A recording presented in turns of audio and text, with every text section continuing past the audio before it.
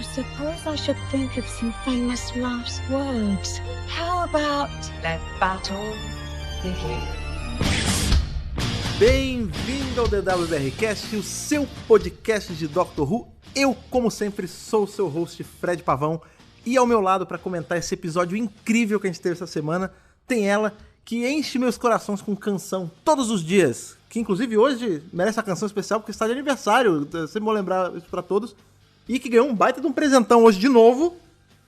Thaís Alves. Isso aí, gente. Gente, um presente desses. Cara, amei. Meu presente de aniversário. 2 semanas seguidas, né? Porque a semana passada a gente teve a volta do John Martin, foi Dia das Mães, presentão pra você. Olha lá. Aí hoje, a volta aí, tantas coisas.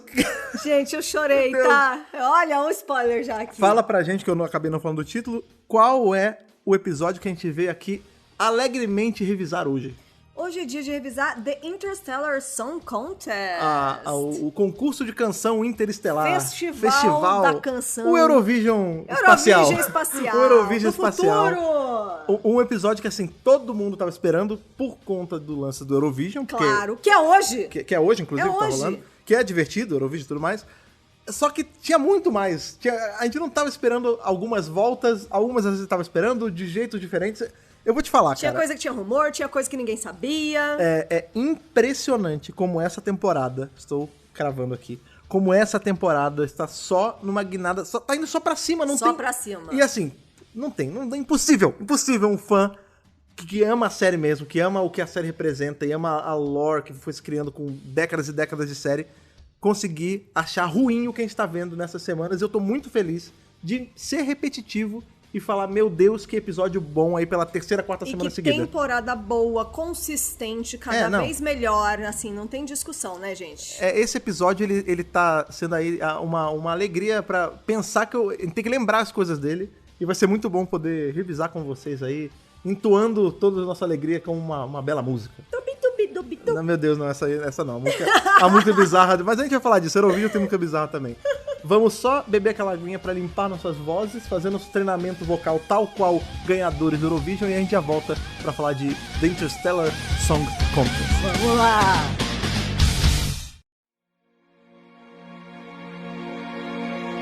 Esse episódio ele começa, né, com... A gente até já tinha visto essa cena, né, que é o doutor indo ali, parando em mais um local só pra alinhar ali o Vindicador, né, pra poder sincronizar ele com a timeline, fazer a bobagem tecnológica que o Vindicador faz, né, pra poder levar a Belinda de volta pra casa. Não era nada, eles não estavam planejando ir a nada. Foi completamente aleatório esse destino, mas ele precisava estar ali. Pois é, e eles estão... A Tides mandou ele pra lá. E ele se vê ali no meio desse Eurovision espacial, né? Isso, inclusive, era uma das cenas que a gente já tinha visto tanto em Next Times, quanto quando a gente teve no trailer, né? Aparece eles, na hora que eles baixam ali no lugar, e a Belinda fala, não, esse a gente vai ficar. A gente vai ficar com certeza. É engraçado que a Belinda, ela tá nessa de me leva pra casa, eu quero ir pra casa, mas também na primeira aventurinha, assim, uma coisa que chama a atenção dela, ela quer ficar. É o Rylan!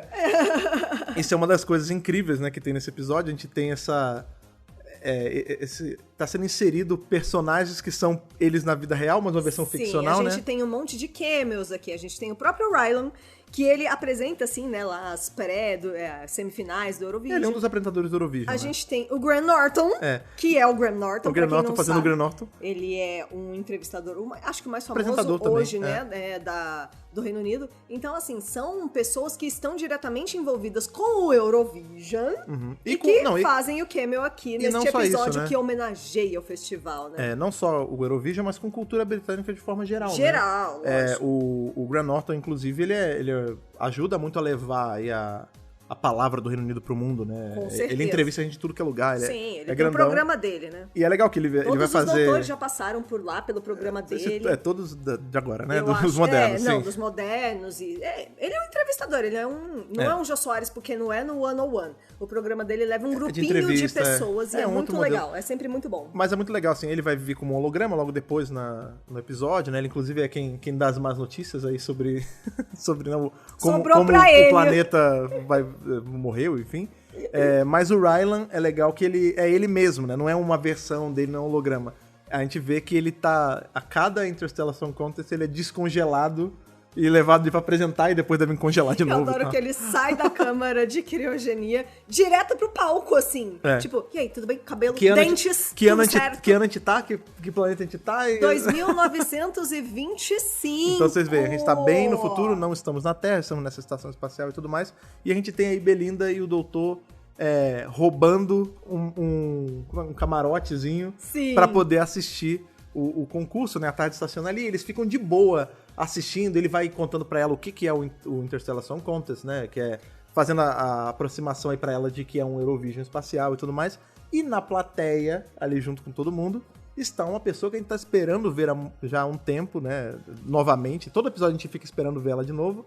Que é ninguém menos que a Mrs. Flood, né? A Senhora Flood. Ela aparece bem logo já no começo do episódio, diferente das outras vezes em que ela só aparecia no final, né? É isso, porque a gente tá sempre já tendenciosamente esperando ela aparecer ou no final. Ou no final, ou em algum momento assim de correria ela aparece. Nesse não, ela toma o tempo dela, né? Ela observa ali, ela vê o doutor, aí ela vê o Vindicador acionando, aciona um negócio na mão dela, então você vê que ela...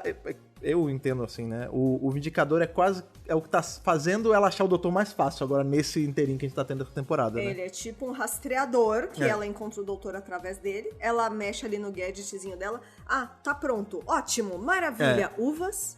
Mas... Pra pessoa ao lado. É muito interessante que ela oferece uvas para a pessoa ao lado. Sabe o que quebra os planos da Sarah Flood aí? Porque ela também ficou... Isso é muito engraçado, porque ela, a vilã de tudo que a gente vai descobrir mais pra frente, né? Um spoiler, se você não viu esse episódio, não devia estar ouvindo esse podcast. Não mas enfim, deveria. Ela, ao invés de, como um vilão, chegar e fazer logo o que tinha que fazer, não, ela fala, eu tenho tempo pra um showzinho, eu não vou perder isso aqui, né? Então, vou curtir. Quis curtir. O que é muito interessante, porque a gente vai ver ao longo do episódio, assim, que aparece a Mrs. Flood, e aí vão acontecendo as coisas, e no começo...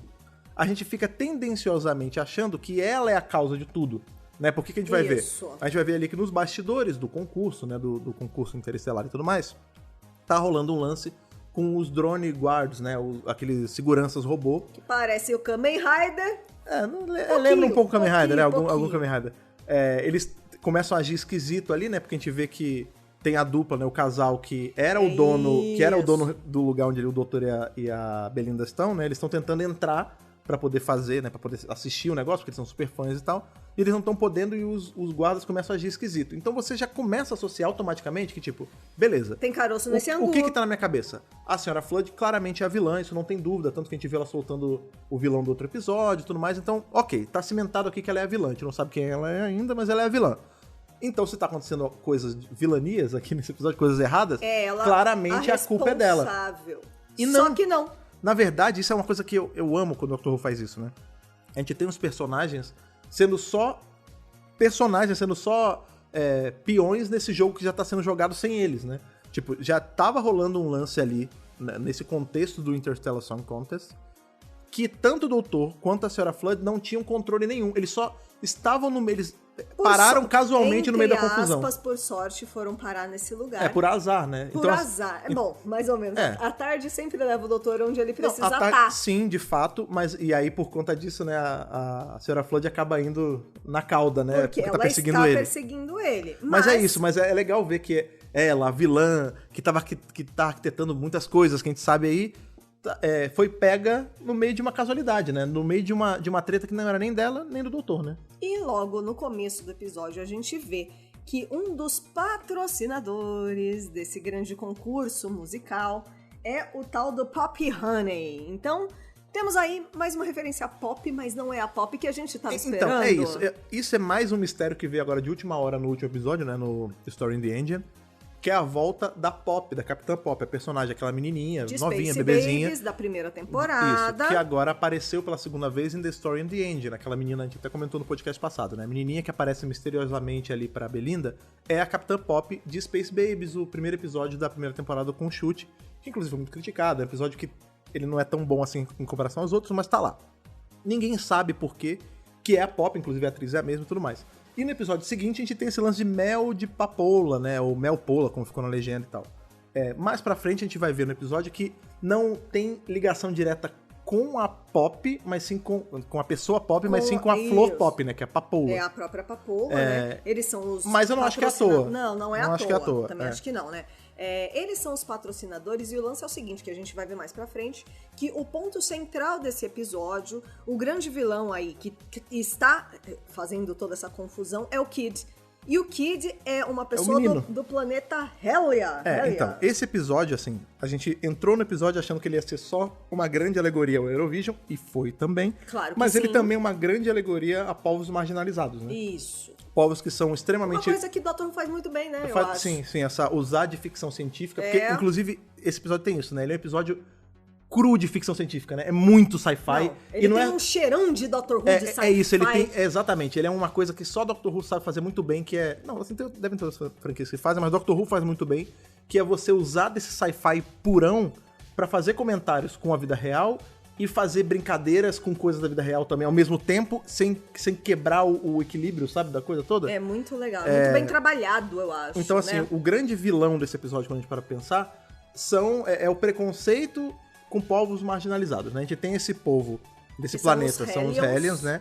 Que você vê, ao longo do episódio, a gente vai vendo várias pessoas diferentes, de subnúcleos diferentes. E de inúmeras raças, né? Falando mal desse povo. Então, Isso. assim, dizem que os Hellions, eles eram canibais, dizem que eles faziam magia negra, dizem que eles que explodiram o próprio planeta, né? A gente vai ver depois, né? Porque tem esse... Muito rumor. A gente vê, inclusive, que uma das meninas da equipe ali do Interstellar Song Contest é uma Hellion, ela tem aqueles chifrinhos. O chifrinho. A gente não sabe ainda o que são os chifrinhos, parece ser só mais uma raça de alien, porque esse é bem na pegada The End of the World, né? Tipo, tem alien de tudo, é um show-off de todos os aliens, locais né? da galáxia.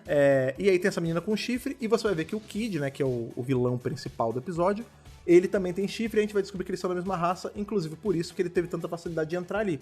Porque a menina que tava na equipe tava infiltrada trabalhando com ele. Isso. Eles já tinham um plano lá atrás, então, de sabotar este concurso. Justamente por causa desse patrocinador. Por quê? Porque a gente descobre que a papoula tem tudo a ver com o planeta Hellia. A gente vai descobrir isso ao longo do episódio, né? Ao longo do episódio a gente descobre isso, por grande parte dele. Ainda é um mistério, né? O porquê que... Qual o ganho deles em sabotar um concurso de música, né? Que aparentemente não é nada demais, né? Qual é o grande plano por trás disso? E aí a gente vai vendo que, por exemplo, até ali que é a diretora, a showrunner do rolê todo, que é a pessoa pequena. Sim. Ela, quando tem a dona, isso, diretora. Quando tem o lance lá que ele invade e tal, ela até fala, eu sabia que eu não devia ter contratado uma Hellion, né? Isso mesmo. A gente não contrata Hellions normalmente, né? E mesmo assim eu te contratei, você feriu a minha confiança e tal. Exatamente. E esse, em grande parte do episódio, a gente acha que ele vai ser o contrário do que foi o último episódio e do que é aquele momento Christopher Eccleston de todo mundo vive, né? Everybody lives. Porque aqui todo mundo morre, né? Todo mundo morre. E é muito impactante, né? Porque você vê que também, ao longo dos episódios, e esse episódio também aí, parabéns pra direção, pra tudo. Sim. Vocês escutam um podcast, vocês sabem que eu já falei disso agora recentemente, né? Que tinham episódios, que, inclusive acho que o The Well eu comentei isso, que eu senti que tava muito corrido, né? Tem episódios que já vem vindo essas críticas há um tempo à Era Chute, né? Que é uma era muito corrida, né? O pace tá esquisito e tal. A gente falou disso várias vezes essa temporada. E eu sempre falo que pra mim não tá me incomodando, aí, por exemplo, no The Well me incomodou, vez incomoda, vez não. Esse episódio não tem isso. O ritmo dele é acertadinho. Acertadinho. Ao ponto... E olha que acontece um monte de coisa e mesmo assim você não sente, né? Ao ponto de que a gente tava assistindo uma hora e aí pausou, não sei se foi a gente ir no banheiro, pegar água, uma parada assim. E eu pausei já naquela... Sabe quando você pausa o episódio e você fala, putz, falta um pouquinho pra acabar, velho. E eu pensei que tava faltando, sei lá, 5, 10 minutos pra acabar, e a gente tava em 17 minutos ainda. Ainda. E já tinha acontecido coisa pra caramba. 50 mil coisas. Só que não foram 50 mil coisas apressadas. O que tinha acontecido, tava acontecendo num ritmo legal, tava explicando, e eu fiquei impressionado. Eu falei, cara, tem episódio pra cacete ainda. Esse episódio, ele eu gostei demais do ritmo desse. acertado no ritmo, muito acertado. Fazendo uma piada aí com música, né? E também muito encaixadinho, né? As coisas, elas vão se desenvolvendo e você só vai testemunhando, né?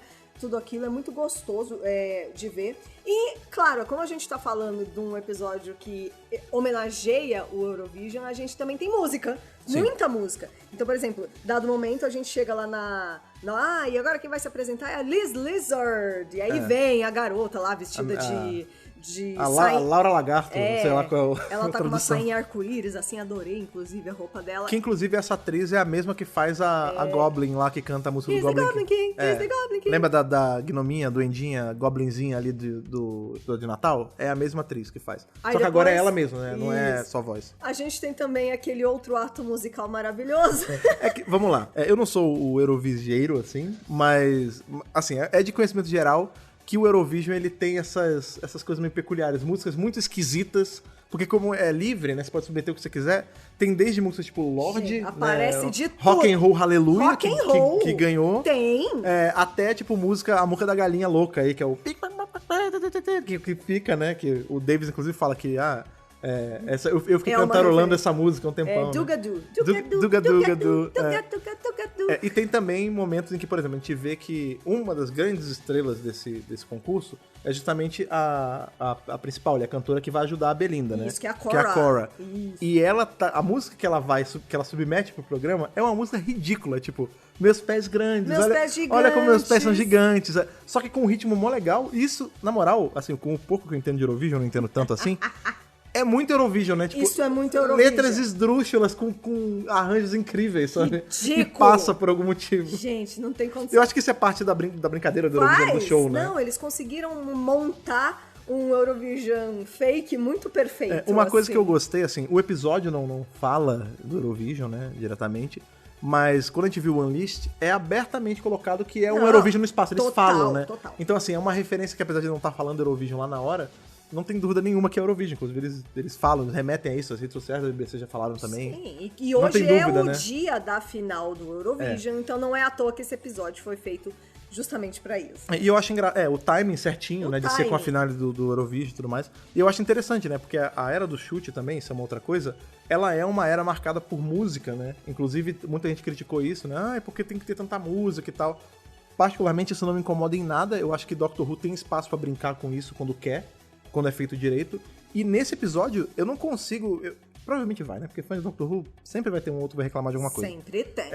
Mas eu não vejo nada que coloque esse episódio abaixo do uso de música, por exemplo, de um Rings of Akatem.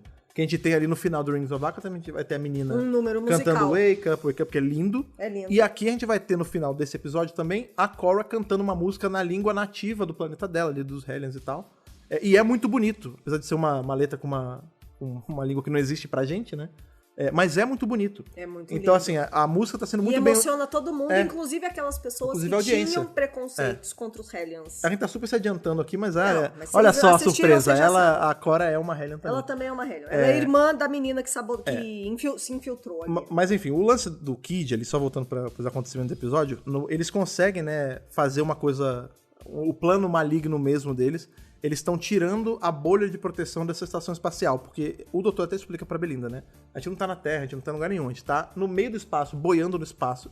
Nessa estação, ó, tá vendo? Tem uma bolha ali, uma película que protege e tal. Um domo, É um né? domo, né? Um domo de energia e tudo mais. Só que, conforme vai acontecendo as coisas, o doutor, ele malda o que isso vai acontecer uma hora. Logo que o Kid começa a mexer ali no sistema de segurança... O doutor vê que tá mudando as câmeras, tá... Ele já se liga, a Screwdriver já dá um toquezinho ali. E aí, na hora, o doutor, ele pula ali a sacadinha, mexe no painel e começa a mexer com a Sonic ali. A gente não sabe o que ele tá fazendo. Aparentemente, não serviu de nada o que ele tá fazendo, né? Até depois do episódio a gente vai descobrir que sim, mas...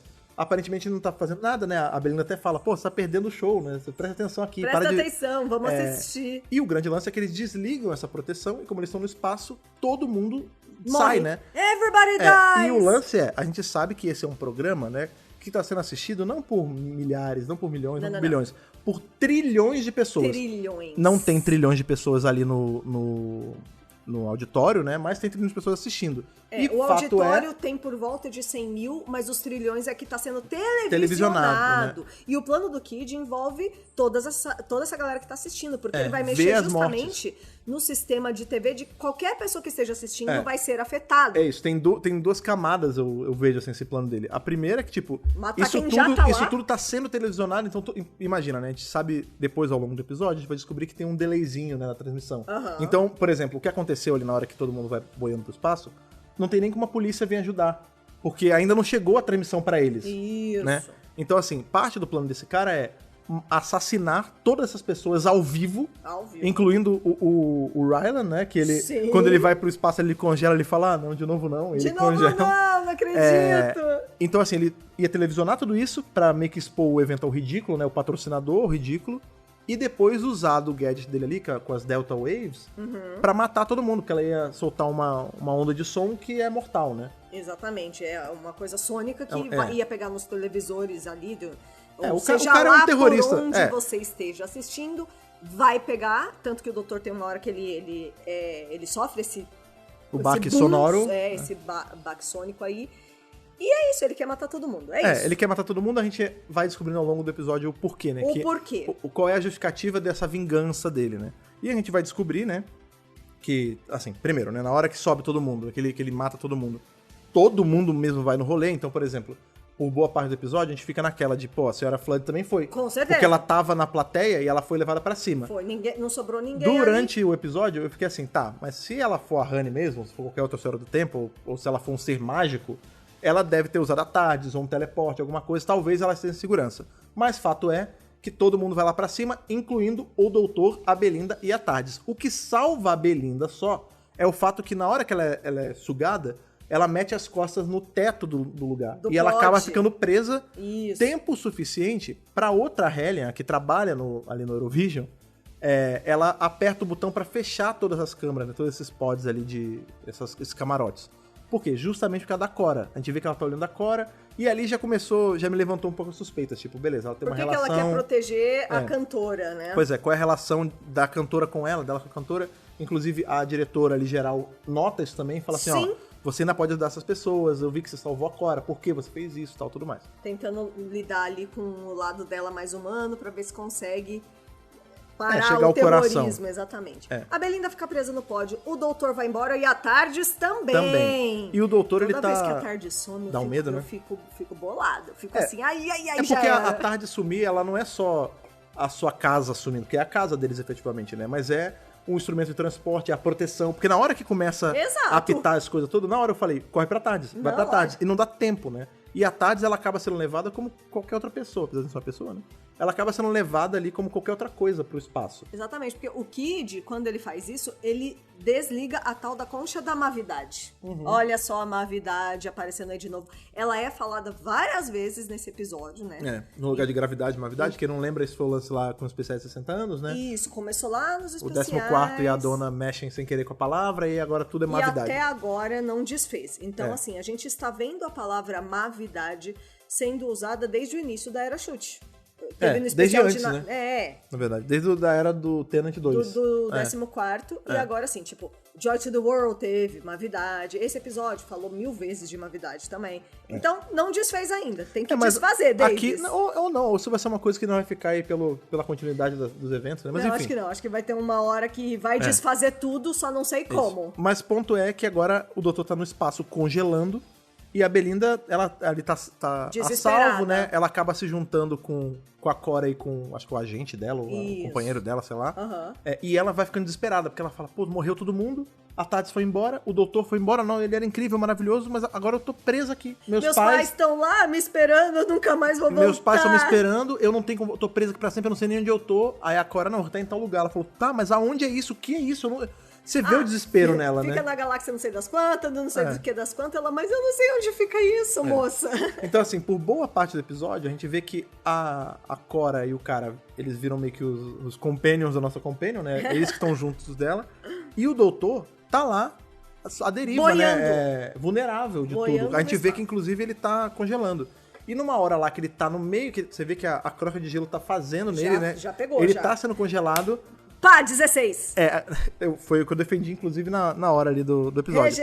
Caso ele morresse ali, ele regenerasse, ele não regeneraria, porque como ele ia estar morrendo ainda, tipo, ele ia regenerar e o corpo novo ia morrer de novo e ele ia continuar congelado. Não, ele ia cortar, porque se você toma um dano muito, muito forte assim, no momento da regeneração, corta a regeneração e você morre. Isso mesmo, morreu pra sempre. Não, mas óbvio, sabe que ele não morre. Lógico. Mas o lance ele tá congelando ali e o que salva ele, o que desperta ele desse congelamento, o que aquece os corações dele, se você quiser uma coisa mais poética aí no rolê todo, é porque ele escuta uma voz. De quem é a voz? É da Belinda? Não. É da Ruby? Não é. Não. É a voz de Susan Foreman. Gente. Ninguém menos Gente. que a neta do doutor.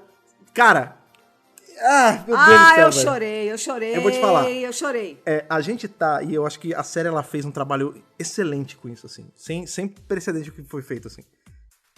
Ela jogou de um jeito que a gente estivesse esperando algumas coisas ao longo desses episódios. Coisas envolvendo o Panteão, Harbin, essas bobagens todas.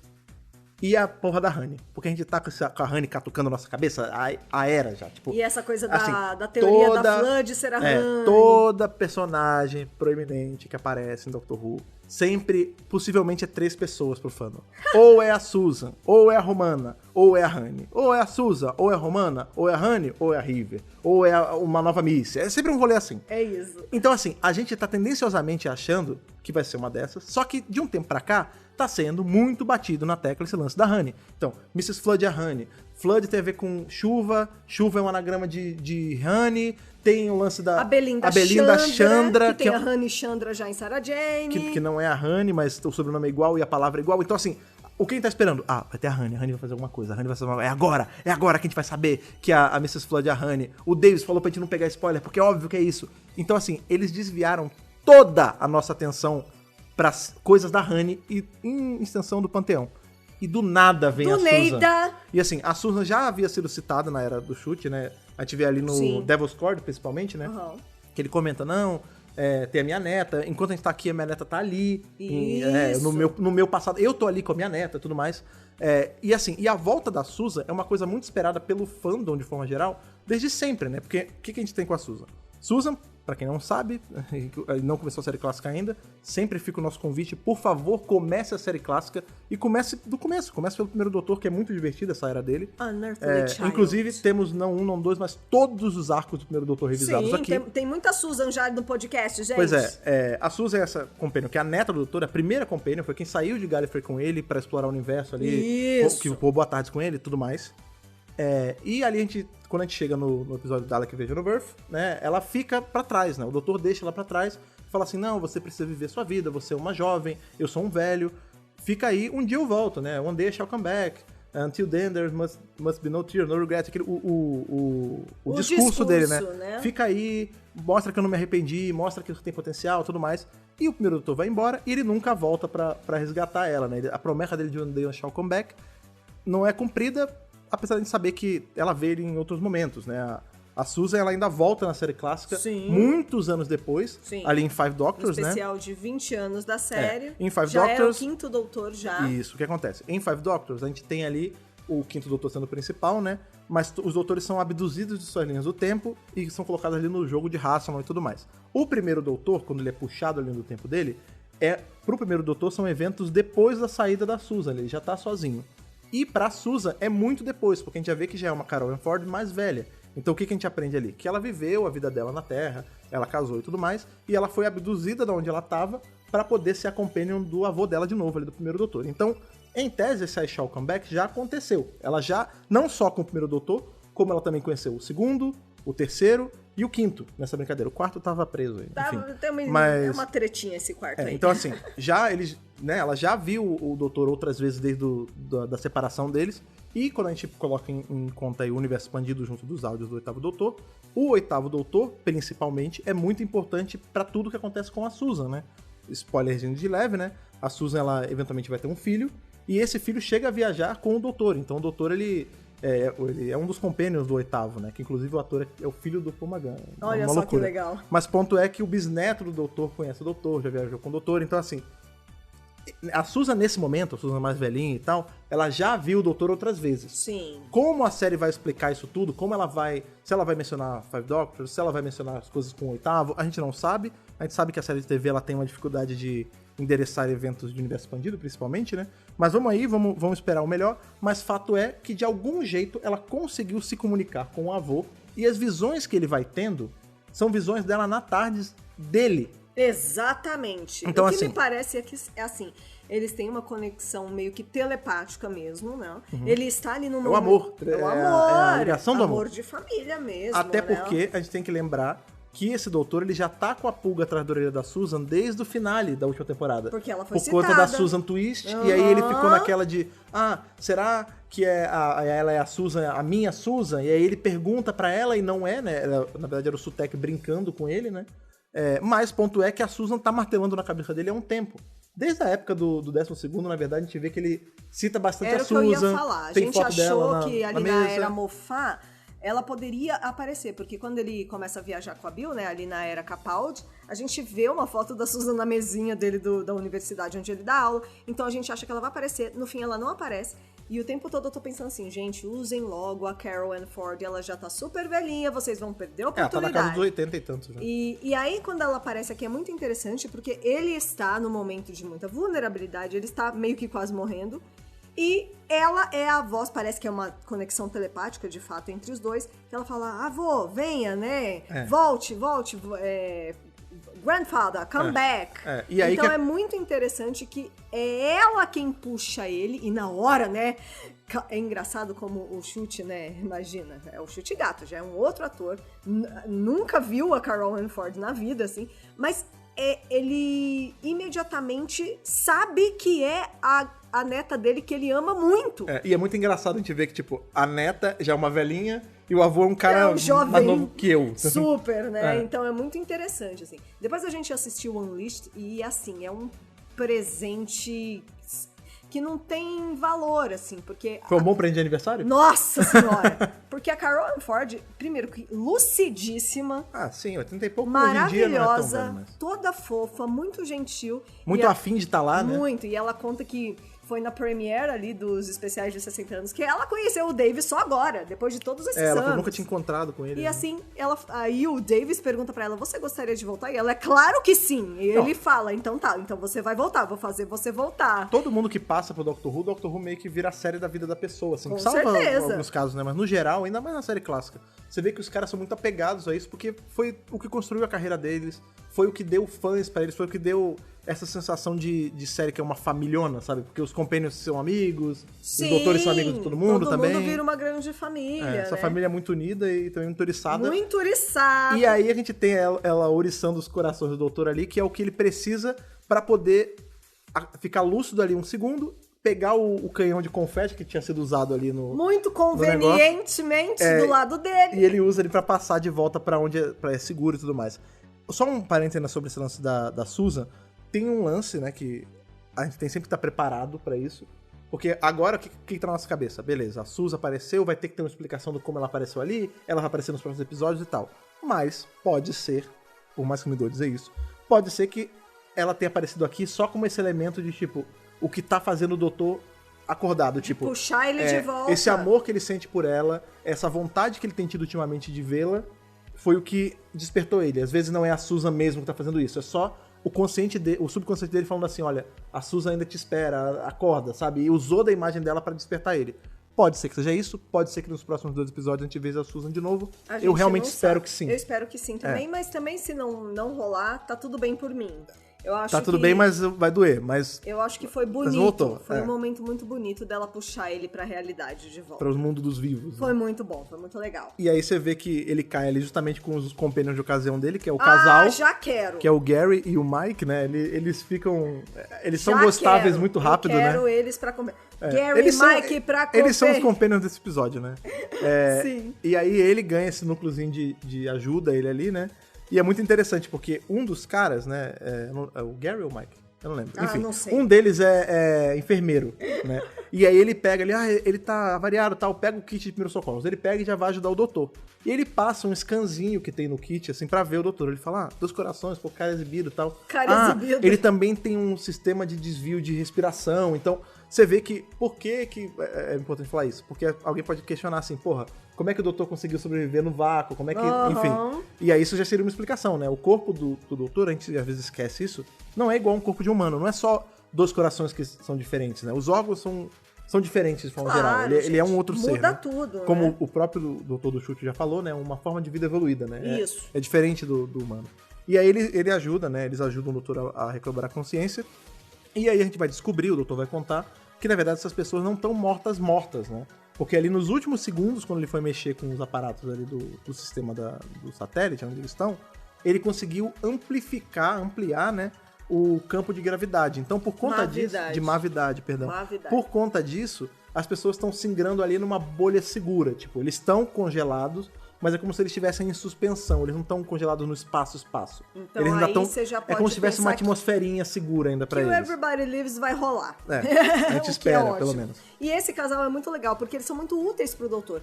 Um é o enfermeiro, então já salvou ele ali. E o outro é um cara que é especializado ali em coisa de informática e tecnologia, né? Ele mexe com holograma, é mais do que isso. Isso, ele é um especialista em hologramas. Tipo, tem uma hora que E ele é um especialista no Eurovision espacial também. Se eu tivesse alguém que soubesse triangular, aí ele fala assim, eu. Não é isso, ele tem os companions que ele precisa ali. Eu amei esses caras, gente, eu amei esse Inclusive casal. ele fala, eu gostei de vocês, né? Gostei de vocês, é muito bom. É muito bom, assim, porque eles ajudam também a abrir um pouco a mente do doutor do contexto de tudo que tá rolando, né? Porque ele fala assim, eles estão mexendo com o painel, ele fala, nossa, uma interface diferente do que deveria ter. E a gente sabe que é porque o Kid, ele colocou essa interface nova, ele tem um artefato ali, um gadgetzão que ele liga e começa a alterar tudo, que é o que vai fazer a onda de ondas delta lá, com o som e tudo mais. E são eles também que explicam pro doutor o lance de Hellia. Que Hellia, antigamente, era um planeta super tranquilo, um planeta de férias, tipo Ryza, sabe? Pra quem assiste Star Trek, assim, uma beleza, meus pais... É que Ryza é um... Como é que chama aquilo? É um resort, né? É um resort. Hellia, pra mim, parece uma coisa muito mais um campo florido, um lugar meio de veraneio mais de campo, sabe? E aí, eles também têm as suas pré-concepções sobre Hellia, que eles falam assim, era um país lindo, maravilhoso. País não, planeta. Desculpa, um planeta... Quer dizer, tem países lá, né? Claro. Um planeta maravilhoso, cheio de campos de papoulas. E eles mesmos, os próprios Hellianos, destruíram tudo. É engraçado. Então a gente fica ouvindo um monte de coisa sobre Hellia e não sabe o que é verdade e o que é mentira. Esse casal, eles são bem... Dá pra notar que eles são bem menos preconceituosos na fala deles, né? Porque um deles fala assim, não, era um planeta muito bonito. Eu, inclusive, escutei que meus pais passavam férias lá. Isso. E aí o cara fala, enquanto ainda tinha, né? Porque o planeta foi pro saco, né? Ele foi destruído. E dizem por aí que os próprios Hellianos que destruíram o próprio planeta. Então, assim, o que a gente já aprendeu ao longo do episódio, né? Que essa raça de pessoas, né? Que esses seres, eles são extremamente... como é que é a palavra pra isso? Eles sofrem muito preconceito, né? Tipo, de graça. As pessoas têm preconcepções deles e é uma coisa que você nota que é um disse-me-disse. Nada é sempre assim. Dizem que... Tudo muito exagerado dizem também. que eles explodiram... Eles fazem magia. Dizem que eles fazem magia negra. Dizem que eles são canibais. Dizem que eles explodiram o próprio planeta. Dizem que eles são péssimos. É sempre assim. Ninguém contrata um Hellion. Por isso que eu falo que é o lance que... É óbvio, né? Não tem nem que interpretar muito aqui. Tá na cara que isso é uma alegoria ao que a gente vê hoje com países marginalizados, né? A gente vê hoje com o caso da Palestina, a gente vê hoje com o caso de pessoas do Oriente Médio de forma geral. Sim. Com qualquer país né, que ele fala de terceiro mundo, né? Qualquer país marginalizado que tenta entrar numa sociedade de um país primeiro mundo, né? Então, imigrantes que vão pro Reino Unido, que vão pra qualquer lugar da Europa, Estados Unidos e tal, sofrem preconceito de graça. Quem aí nunca viu um americano padrão fazer piada com alguém do Iraque, do Irã, sim, né? Gente do Oriente Médio. E eles botam... Com qualquer pessoa que não seja americana, na E é sempre um lance mesmo que eles botam no mesmo saco. Então, no caso do americano, é assim, qualquer pessoa marrom, né? Que eles chamam brown, né? Brown. É terrorista. Mas eu sou da Índia. Não, é terrorista. Tudo é bomba. Exato. Ou no caso agora, né, a gente vê, no Reino Unido tem muito lance com os indianos, né, descendentes de indiano que sofrem muito preconceito. Sim. Por conta do que teve ali com, né, Ucrânia e Rússia, tem muito refugiado ucraniano que tá buscando um novo lar nesses países, né, da Europa de forma geral, e sofrem muito preconceito. Então, assim, aqui não tem nem muito o que analisar, é isso, né? É uma alegoria Doctor Whoística para esse problema da vida real. E a gente sempre gosta de trazer essa segunda camada, porque, claro, é Doctor Who, gente, é diversão, eu só quero desligar meu cérebro, é engraçado mesmo, tem música, é divertido, é emocionante, mas a gente sabe que Doctor Who tem um histórico de mostrar, né, por meio dessa alegoria fantasiosa, de que, de fato, aqui onde nós moramos na vida real, existem sim esses problemas e a gente não pode fugir deles. Então, assim, claro que você pode curtir o episódio sem pensar nisso. Mas é sempre bom usar a cabeça. Mas a real é que ele tá fazendo, sim, uma comparação, comentário, né? Um comentário sobre o que acontece e está acontecendo agora no mundo. Nós estamos vivendo em um período de guerras. Eu vou te falar que a gente a gente sempre Sempre vive, está, sempre tá, está, né? exatamente. É muito triste, mas é em verdade. algum lugar do planeta Terra sempre há algum tipo de conflito. Inclusive, assim, Está acontecendo enquanto nós estamos aqui gravando este podcast. Falando em conflito, né, a gente vê ali que o outro personagem que ajuda a botar um pouco mais de luz sobre toda essa questão dos Hellions é a Cora, né? Que ela tá ali com a Belinda, né? Nessa altura do campeonato, a Belinda já viu que o doutor tá vivo, porque ele se comunicou com o Kid, né? Eles conseguiram se falar e ela viu, assim, por fora a comunicação, então ela ouviu a voz dele, e né? viu também, né, na telinha. Sim. Ela tá mais tranquila e tudo mais. Mas a gente descobre ali, o que já tava meio que na cara, pelo menos eu já tinha notado, que a Cora é uma Hellion, né? Ela, na hora eu achei que ela tava cobrindo os chifres com o cabelo, mas a gente descobre que na verdade ela serra os chifres, ela né? cortou. Olha que absurdo, É uma parada, né? me lembra meio Hellboy. Hellboy tem isso também, né? Que o Hellboy, ele tem chifrões, ele serra os chifres. E né? é uma mutilação, né, gente? É uma coisa muito séria. E aí você pode extrapolar isso pra, enfim, um entendimento muito maior, né? Ela é uma pessoa que ela é de um planeta que tem essa marca distintiva, né? Ela tem os chifres, que é uma coisa que denuncia que ela é de Hellion, mas pra ser aceita como artista, como pessoa até, ela precisou incubar isso, precisou cortar esses chifres. E é muito interessante, porque o cara que tá com ela adora ela, você é incrível, a música é maravilhosa, você é uma pessoa ótima. Manique, no momento que ele descobre, ele fala assim, não vou te ajudar mais, eu não ajudo as pessoas que nem você. Não, ele muda da água pro vinho e com aí ela. a Belinda fala, não, pô, se você não ajudar, e ela até fala também, né, se você não ajudar, bilhões de pessoas vão morrer, milhões de pessoas vão morrer, trilhões de pessoas vão morrer por conta da sua ausência aí, porque você do seu preconceito. Do seu preconceito e por conta de você querer se tirar dessa situação.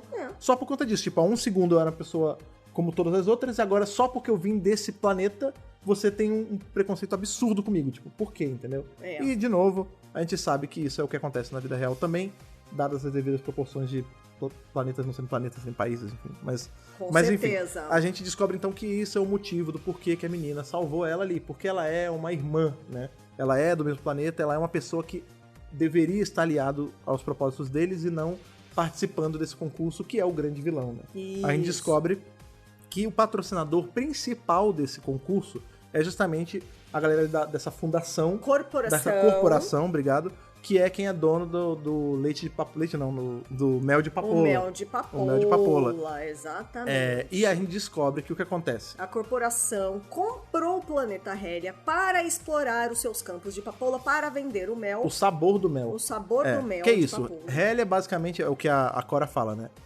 O planeta era o planeta mais pacífico possível ali da galáxia, de onde ele tava.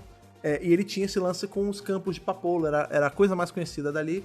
E eles invadiram, né? Eles compraram e saíram destruindo tudo para poder ser o detentor do sabor do mel. E, de alguma forma, eles conseguiram mandar uma mensagem de que, na verdade, quem destruiu o planeta foi Hellia e não eles. E é por isso que as pessoas acham que eles mesmos destruíram o próprio planeta. É uma mentira. Porque a mentira. corporação é aquele lance, aquela frase máxima, né? Quem tem o dinheiro faz a verdade, né? Quem tem o ouro faz a regra do ouro, né? Aladdin!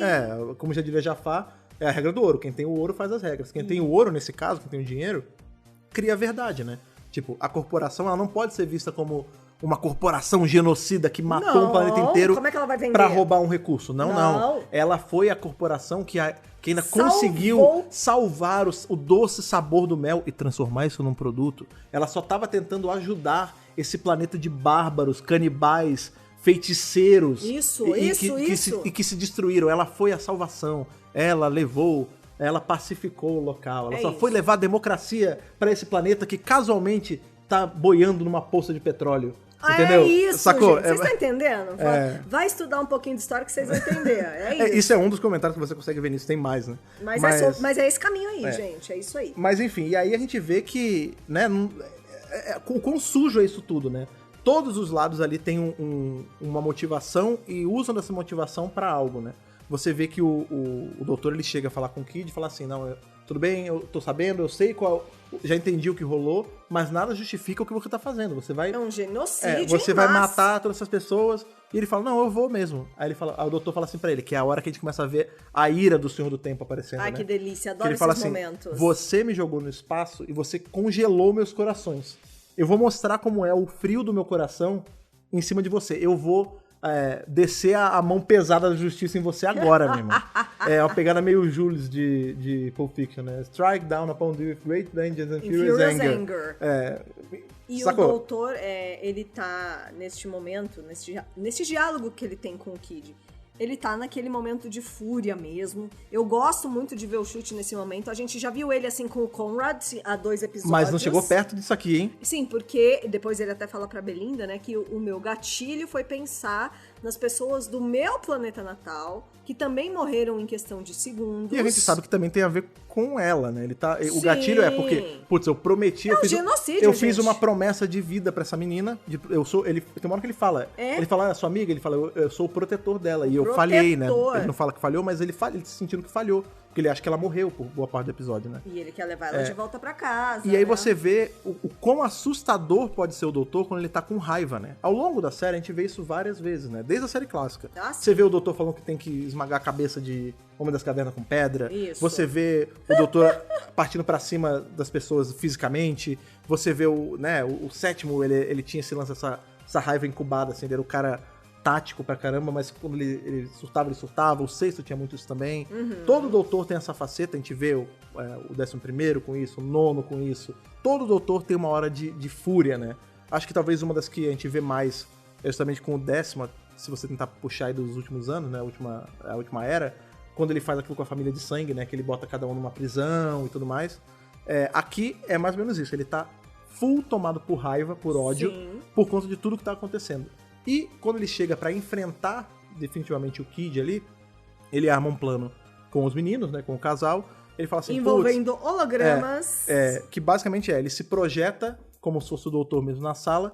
O Kid atira nele, a gente descobre que é um holograma. O que dá tempo suficiente pra ele de verdade entrar na sala, pegar o aparato ali que tá soltando as Delta Waves, né, que vai soltar, né, as ondas Delta, E destruir ao toque de uma Sonic. É o que ele fala, é tudo muito frágil, né, com isso. Aí ele falou, inclusive, o cara vai tentar atirar, né? Só que ele já gastou o tiro com o holograma e tudo mais.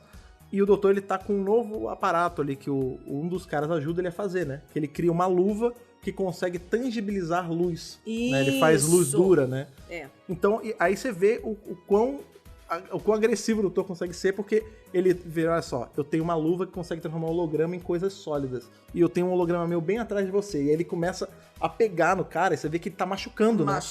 E ele não para. Ele não para. Ele continua, ele fala, lembra que você matou essas pessoas? É uma pra cada um. Quanto será que vai doer se eu apertar você 1 bilhão de vezes? 1 trilhão. 1 trilhão de vezes. E ele começa, e o cara tá caindo de dor no chão. O Valeyard dele tava aparecendo ali. A gente sabe, né? O Valeyard é o personagem que eu mais amo em Doctor Who, e que ele é ali a amálgama de tudo mal. Tudo que tem de ruim no Doutor condensado em uma outra encarnação dele é o Valeyard. A gente sabe que ela pode vir a se manifestar do 12º Doutor pra frente, é o que o mestre conta ali em Trial of Time Lord. Ou seja, está acontecendo, uma hora vem. Pois é, então desde que ele chegou no crédito 12 das Regenerações, ele já tá propenso a ser o Valeyard, a aparecer o Valeyard a qualquer momento, né? E são nesses momentos que a gente fica... A gente tem esse costume de falar que quando ele começa a ficar muito mal, é o Valeyard aparecendo, né? Tipo, ele mostrando que ainda tá dentro dele esse substrato da maldade ainda reside dentro dele. E aí você vê que ele vai forçando. Na hora a Belinda chega e ela presencia ele sendo...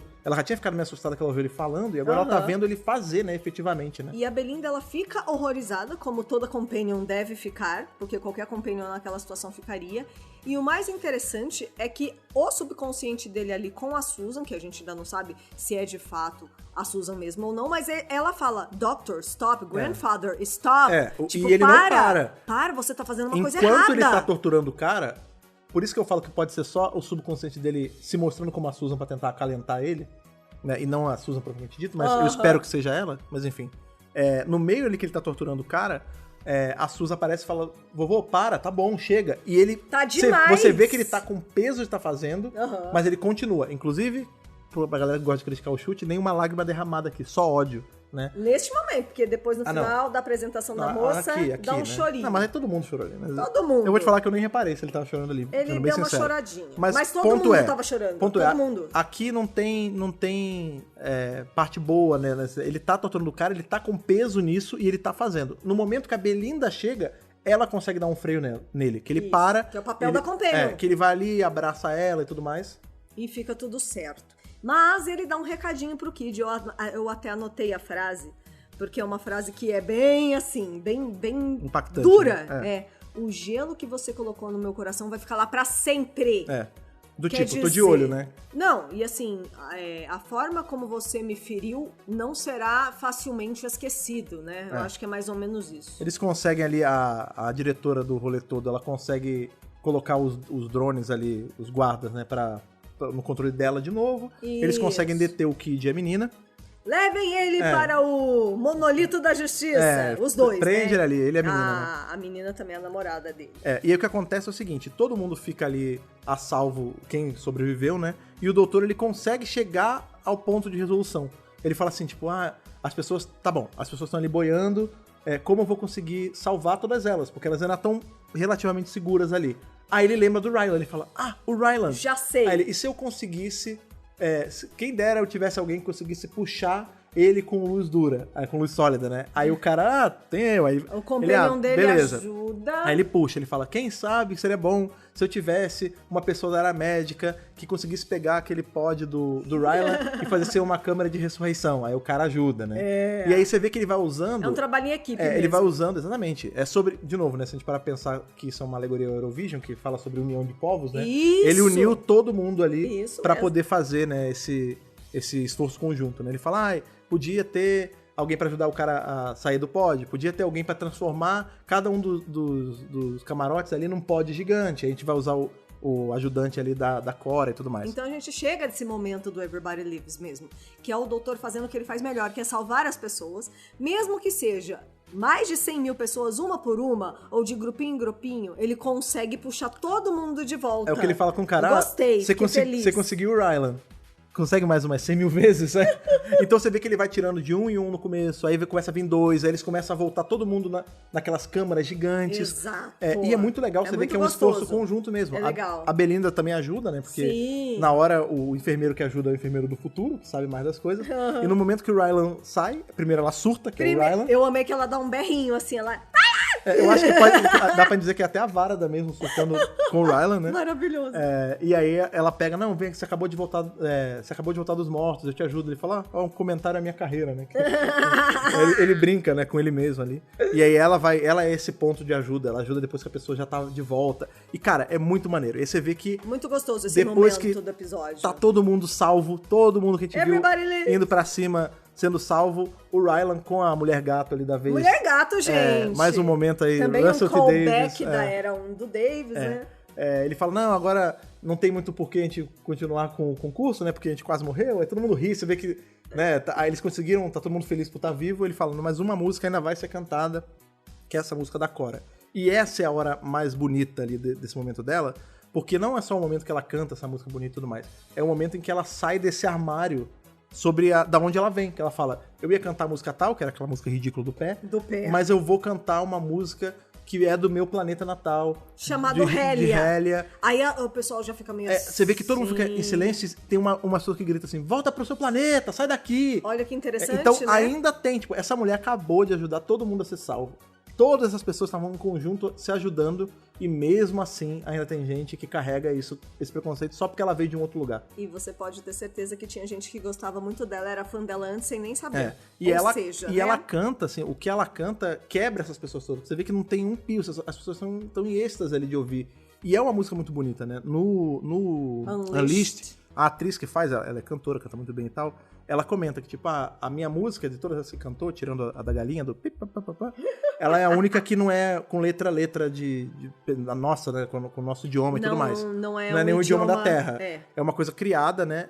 Mas mesmo assim é muito bonita. Ela fala, eu tenho essa coisa comigo, que quando eu canto músicas de idiomas que eu não conheço, eu consigo ficar ali, ressoar com a música, me emocionar com a música, mesmo sem saber o que ela tá falando, porque música tem esse poder, né? A música é universal, né? A atriz é a Miriam Tick Lee. Ela é foda, gente. Ela já ganhou prêmio de teatro, ela fez Romeu e Julieta. Então, assim, ela é uma grandíssima atriz, ela que canta ali mesmo. E eu me emocionei também na hora que ela tava cantando. É bonito mesmo. E, assim, é lindo, gente. E realmente traz essa mensagem do Eurovision, do tipo, a união dos povos, né? A música tem o poder de união, que é isso que a gente precisa pra acabar com a guerra. a união, né? Eu acho que não é por sobre música, né, que guerras vão acabar, mas a união de povos, né? Exatamente. E aí, enfim, né, o doutor depois consegue com a Belinda encontrar a Tardes, né, um dos seguranças, a Tardes ficou presa em um dos mastros, essa coisa velha aqui segura muito e tal, né? Aí, enfim, o doutor ainda consegue ele no finalzinho, indo pra Tardes, ligar o Graham Norton de novo pra mostrar pra Belinda, o holograma do Graham Norton. Porque ele tinha visto já antes, falou, a Belinda ia gostar tanto, né? E aí ele fala, a Terra, o Graham Norton foi o que a gente comentou no começo do podcast, né? Ele é o cara que infelizmente tem que dar as más notícias. Ele fala, a Terra, ela foi, tá escrito, ela foi destruída em 24 de maio de 25. Vulgo, semana que vem. Então, prepare-se aí, né? Tá acontecendo. Vou torcer pro doutor conseguir impedir, senão ele tá ferrado semana que vem. Mas o ponto é que ele fala, inclusive eu só estou aqui porque toda a memória que tem da Terra foi salva ali, foi recuperada dos escombros. Isso mesmo. E aí eu estendo, incluindo o Rylan, né? Claro. Ele foi salvo de algum jeito. Mas o ponto é, ele já tava em criogenia já em 2000 e pouco. Mas o ponto é que não tem mais Terra. E aí isso ativa logo aquele lance que a gente tem na temporada. Tipo, a Belinda, né? Quer ser levada pra ficar perto dos pais, ela quer ser devolvida pra Terra e tudo mais. Eles entram na Tardes e ele fala, não, eu vou dar um jeito. Agora vamos. Eu não só vou te levar pro seu planeta, como eu vou salvar o seu planeta. Isso. E ele encaixa ali o Vindicador no painel da Tardes. E quando eles tentam parar em 24 de maio de 2024, vulgo semana que vem, a Tardes começa a enlouquecer com o sino do Claustro tocando. A gente sabe que ela esse fica barulho... toda vermelha. Esse barulho que toca assim, pom, pom, é quando tem uma merda muito grande pra acontecer que nem a Tardes tá segurando. Isso. E aí começa a vir um negócio da porta, ela fala, o que é isso? Aí ele fala, o que é isso? Isso é 24 de maio de 2025. E aí explode. Rola uma explosão. O episódio acaba com uma explosão. Acabou. E aí a gente começa em crédito. Nessa hora, quando começou os créditos, a gente já tinha surtado, porque tinha ali dentro do Carol casting... Anne Ford como Susan Foreman. E aí a Thaís, eu lembro que ela comentou assim, ela falou, eu acho que é isso, né? O que a gente viu da Mrs. Flood foi só nesse episódio, só no próximo agora. Acabou. Pois, boca. No momento que falou, os créditos são interrompidos, a gente tem uma cena aí meio de crédito, nem pós-crédito, né? Em que a gente vê o que aconteceu com a Senhora Flood, que é o ponto alto do episódio depois da Susan, né? Acho que em paralelo, né? Exatamente. Mais uma grande revelação. Comprovando aí que a Mrs. Flood, ela só tava no meio de uma bagunça que não era dela, ela é descongelada ali, ela sai, cadê o doutor? E os caras, você conheceu ele? Ele foi embora, ele sumiu do nada. Ela, cadê a Tardes? Cadê o doutor? Ele já sumiu. Não, mas tá bom, eu fiquei no espaço muito tempo, né? Eu fui congelando e nem um corpo de Senhora do Tempo aguentaria uma coisa assim. Neste momento que ela fala Senhora do Tempo, aí eu já falei, pronto, é a Honey. Então, é isso. Já matou. Mas poderia não ser, poderia ser uma outra Senhora do Tempo, poderia ser qualquer porque outra coisa. Nunca foi falado, né? Mas aí, o jeito ali, a presença, nessa hora a gente sabe o poder de uma boa atriz, né? O jeito que ela se impõe, as roupas ajudam, né? Que é aquela roupa com ombreira grande, vermelha e tal. O jeito que ela se impõe, ela fala, nem alguém com os meus cérebros conseguiria isso, né? Nessa hora, ali é claro que é a Honey, né? A Honey, pra quem não sabe, né? Ela é essa inimiga do doutor, é uma Senhora do Tempo também, fazia parte dos Deca ali, a galera que andava com ele na academia. E o grande lance da Honey é que ela é bizarramente mais inteligente que o doutor e que o mestre juntos, se duvidar. Ela é a maior cientista que foi renegada e tudo mais. Na série clássica, a gente tem ela ali, tanto em Mark of the Running quanto em Time and the Running, ela tem esse lance de roubar cérebros, roubar inteligência pros feitos malignos da ciência deturpada dela, né? É uma grandíssima vilã, gente. Pra quem gosta da Missy, ela é a Missy multiplicada por 10, assim. Pois é, inclusive a Missy na época tinha muito essa questão de as pessoas achavam que ela podia ser a Honey também. Sim, enfim, existia uma comparação. E aí ela começa a regenerar, o brilho começa a sair, a gente já matou que ela é a Honey, só que não é uma regeneração, é uma bigeneração. E ela se separa, né? A Anita Dobson fica pra um lado e pro outro lado fica a Archie Punjabi, né? Surge aí, então, a nova Honey, Archie Punjabi, né? É a atriz. E é muito interessante. E aí, nos créditos, depois, introducing Archie Punjabi as The Runny. Pronto. É muito interessante, porque no momento em que elas separam, né? Tem de novo aquela brincadeira de cada uma fica com umas partes das roupas, né? Quando elas se separam... Eu amei a roupa da... No exato... da Honey. A vermelha, né? Ela vai trocar, provavelmente, né? Ai, o cabelo também. Amei tudo. Amei a Honey. É incrível ali, porque no momento em que elas se separam, a nova Honey assume como a principal e ela fala assim, a gente fez uma bigeneração, elas começam a discutir aí a nova, né? Fala assim, com certeza, óbvio, né, que a gente fez. Aí ela separa, ele fala, o que tá acontecendo? Ela fala assim, não, isso aqui foi uma bigeneração. Ela virou uma Honey e eu sou a Honey. O artigo definido. E é muito engraçado que assim, ela vira a dominante e no momento que isso acontece, a Honey da Mrs. Flood, ela fica subserviente. Ela, desculpa, Sim, senhora. Desculpa, senhora. Desculpa, senhora. E a gente sabe que a Honey... É o Renfield dela, né? Exato. A Honey ali, principalmente em Time on the Run, né? Ela tinha o ajudante dela, que era aquele tetrap, né? Aquele bicho que é meio morcego, meio javali, aquele monstrão. Monstro de série clássica. Que é o ajudante, é o monstrengo ajudante, alívio cômico. Isso. Não tão cômico no caso da clássica, mas enfim. E aqui a gente tá claro, né, que a Honey, ela vai ter como assistente a Honey. A própria Flood. Se a gente for parar pra pensar em numeração, né, uma coisa que é sabida da Honey é que a Honey que a gente vê na série clássica quando ela é introduzida em Mark of the Running é a Kate O'Mara, né, a atriz. Que faz... Kate O'Mara, gente, ela é maravilhosa, Isso, infelizmente já já falecida. falecida. Kate O'Mara vai reprisar a Honey também em Time on the Run, ali com o Sétimo Doutor também. E a gente sabe que essa é a primeira Honey. A Honey era tão incrível, tão inteligente e tal, que ela nem gastou regeneração. Não é que nem o mestre que tava nas últimas, você fica roubando corpo. Não, porque ela é esperta. Não é que nem o doutor que toda hora regenera. Não, ela sabe o que ela tá fazendo e ela era a primeira Honey esse tempo todo. Ela tinha só envelhecido normalmente, né? Isso. Beleza, é a Honey na série clássica, é ela. Depois ela vai voltar em Dimensions in Time, que é aquele especial ali de Children Need, né? O Wednesday Day, enfim, da época. E ela fica sem aparecer esse tempão todo. Nos áudios, a gente vai conhecer a segunda Honey, que é feita pela Siobhan Redmond, né? Que ela faz ali uma Honey nova, que enfrenta o Sexto Doutor e tudo mais. Muito boa, inclusive. Então a gente assume que, se a gente estiver considerando todos os eventos de universo expandido, a Senhora Flood é a terceira Honey e a Archie Punjab, ela é a quarta Honey, né? Isso. E tá existindo em paralelo com a terceira porque teve a bigeneração. Tal qual o 14º e o 15º. Exatamente, com a diferença que eu acho que elas vão ficar juntas o tempo todo, né? Eu também acho. Ela vai meio que escravizar ela mesma. Vai ser um outro tipo de dinâmica entre elas. Isso fala muito da personagem, né? Tipo, alguém tão inteligente quanto a Honey, tão cheio de si quanto a Honey, só uma pessoa pode ser a ajudante da Honey. A Honey. Ela mesma. Ela mesma, né? Tanto que a gente já tem o cast list do próximo episódio e a Dobson tá. Então elas vão estar aí em duplinha. E aí eu vou te falar, esse é o momento que eu falo, não estou sozinho nessa, muitas pessoas estavam compactando com essa ideia, né? Não tiraram essa ideia do Dr. Brasil nem nada, mas todos estavam em uníssono achando isso. A gente tava certo, todo mundo que achava que era a Honey tava certo. Quem me chamou de louco? Quem me chamou de louco aí quando eu falei da teoria da Honey, que eu falei, a Anita Dobson é a Flood, por quê? Porque tem vários indícios, né? Flood vem do quê? A enchente vem da onde? Da chuva. Rain. Rain tem se você anagramar, é o quê? Honey. Fora isso, Honey significa o quê? Rainha.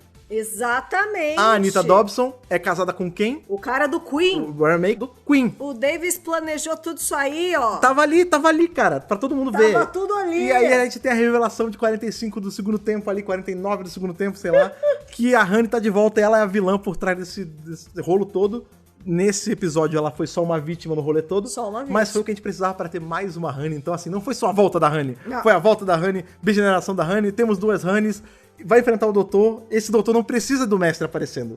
Isso! Se quiser aparecer, pode aparecer. Hein? A gente sabe que Michelle Gomes estava aí na Premiere e tudo mais. Pode ser que apareça ainda. Mas assim, não precisa que ele tenha um vilão talvez até pior que o mestre, que é a Honey. Sim, cara, com certeza. Eu vou te falar, que temporada maravilhosa, meu Deus. Não, essa temporada tá ótima. E quem assistiu Unleashed também teve uma palhinha de Wishworld, que é o episódio da semana que vem, né? E temos aí a volta de quem? Menino Conrad Clark. De nós, podcasters, aí temos que ter esse cara como um Nêmesis, que é um cara que Nêmesis! Que faz aí a nossa classe sofrer preconceito. O monarca do espaço. Ai, Deus o monarca do sci-fi. Né? E ele tá ali, já aparece que ele tem um dinossauro. É o esqueleto. Só né? o esqueleto de um dinossauro, mas que está Paleontólogos, se não for um dinossauro, desculpe. Mas e aí, esse dinossauro de esqueletinho tá entrando ali em Londres. O Conrad tá numa. Ele tá narrando, né? Numa televisão, telão, né? num telão gigante. Temos a Mel também nesse episódio. Nesse Next Time aí, ele conta, vai aparecendo o que ele fala. Ele fala, a história conta que o doutor, ele enfrentou a Senhora do Tempo. Ele era um inimigo da Senhora do Tempo em Gallifrey. Então, assim, ele tá sendo o cara que tá passando essa verdade falsa. Lembra que ele fala no episódio dele, eu não aceito a sua realidade? Né? Isso mesmo. Inclusive, a gente sabe que nesse episódio é o Wish World, né? Então o próximo vai ser The Reality War. Então é isso, né? É sobre você simular uma verdade, você falsificar a verdade ao seu bel prazer, né? Com certeza. E ele tá sendo mensageiro disso tudo. E quem contratou ele foi a Honey, né? Ainda como Senhora Flood. Então, cara, é muito interessante o que tá por vir por aí. A gente vai ter ela, né, sendo a principal inimiga, né, desse two-parter finale, como a Thaís estava falando, com a volta da Mel, temos que lembrar que a Mel estava com o Sétimo Doutor quando ele enfrentou ela ali. Isso em mesmo, Time and the a Runny. Mel conhece a Honey. E a Honey não tem... é por acaso que Mel está aí. E a Honey tem uma rusga pessoal com a Mel, porque ela se disfarça de Mel por parte do Oh, episódio. gente, vocês precisam ver esse arco, hein? Então, bom assim, demais. Bom demais, Sétimo Doutor. É o primeiro episódio ali do Sétimo Doutor, né? Deixa eu só trazer, enfim. assim, mais uns nomezinhos que vão estar aqui nos 2 episódios, né? Que o two-parter final a gente vê como um episódio só. Sim. Dividido em 2 partes. Nós teremos também a volta da Susan Triad, da Susan Twist, né? E também teremos Lakesh Michandra, que estou assumindo que é mãe de Belinda.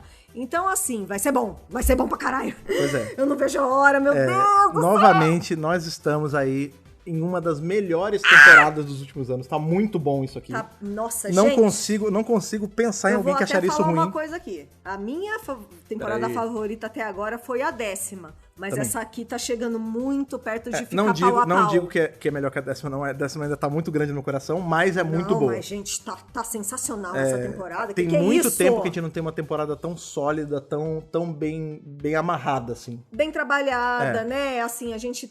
Nossa, o David tá Estamos trazendo indo... pessoas incríveis. Tem a Dino Dawson escrevendo esse episódio, que também já era envolvida em Doctor Who com outros projetos aí, né? Ela fez o Redacted. Pois é, antes da gente entrar aí nas curiosidades que a gente pode trazer nesse episódio e também nas nossas notas, eu acho que a gente tem aí um episódio que é feito em cima de todo esse lance, essa brincadeira com o Eurovision, mas eu e a Thaís somos especialistas em Doctor Who, né? Eu não gosto nem de chamar de especialista, nós somos fãs aficionados em Doctor Who, a gente ama Doctor Who, mas a gente não entende tão bem de Eurovision. Nada mais justo do que chamar alguém que entende de Eurovision para falar, especialista, para falar as curiosidades sobre esse evento que é tão importante na história aí da televisão, da música e do Reino Unido também. Ele é um doutor. É um doutor, não em Eurovision, apesar de... Ele tem um PhD, só, gente. Que é um grande amigo nosso, inclusive foi padrinho do nosso casamento, um cara que já deu as caras aqui no da BRCast em alguns momentos, nosso querido amigo Júlio Pons, que vai estar falando diretamente do Reino Unido. Diretamente da Terra do Rei. Agora a Terra do Rei, né? Agora do Rei. Ele mora por lá e ele vem falar pra gente curiosidades aí em relação de Eurovision com Doctor Who. A gente vai abrir aqui os próximos minutinhos, ele vai explicar pra vocês tudo sobre Eurovision e depois a gente já volta pra dar a nossa nota, nossas considerações finais e nos surtarmos aí pros próximos 2 episódios. Então, fiquem com o nosso amigo Júlio aí. Oi, Thaís. Oi, Fred. Oi, ouvintes do Doctor Who Brasil. Meu nome é Júlio, eu já participei de alguns episódios do podcast há bastante tempo atrás, acho que na época do 12º Doutor, do Capaldi. É um prazer estar de volta. Eu estava conversando com a Thaís nas mensagens hoje sobre as referências desse último episódio, porque eu sou muito, muito fã, não só de Doctor Who, mas também de Eurovision, que é bastante mencionado nesse episódio. E para quem nunca ouviu falar ou não conhece, o Eurovision é um concurso de música que existe desde 1956. Foi criado, na verdade foi inspirado num concurso de música italiano, né, o concurso de Sanremo, o Festival de Sanremo. E a ideia era trazer países da Europa, principalmente num contexto de pós-Segunda Guerra Mundial, para mandarem os seus melhores cantores e as melhores músicas. Tem que ser músicas inéditas, né, feitas especificamente para o concurso, para poder participar e, enfim, competirem entre si. É um concurso que está esse ano na sua 69ª edição. O único ano em que não teve foi em 2020, por conta das restrições do Covid. E é interessante porque mobiliza assim, as pessoas que gostam, né, durante uma semana, porque com o crescimento do número de países, que antes eram mais países da Europa Ocidental, eles tiveram que criar semifinais, então os países votam para que 10 países vão para a final de cada semifinal, e na final são 25 ou 26 países que participam da final. Os países que participam todos os anos têm entrada automática para a final, os Big Five são Itália, Espanha, França, Alemanha e Reino Unido. Então é uma coisa bem grande na terra natal, né, da série do Doctor Who, do Reino Unido. E é interessante que eles expandiram e começaram a obviamente, chamar países do leste europeu, né, então países dos Balcãs, a Hungria, a Rússia participava até recentemente, e incluíram Israel e Austrália. E a Austrália foi convidada há alguns anos atrás e continua participando desde então.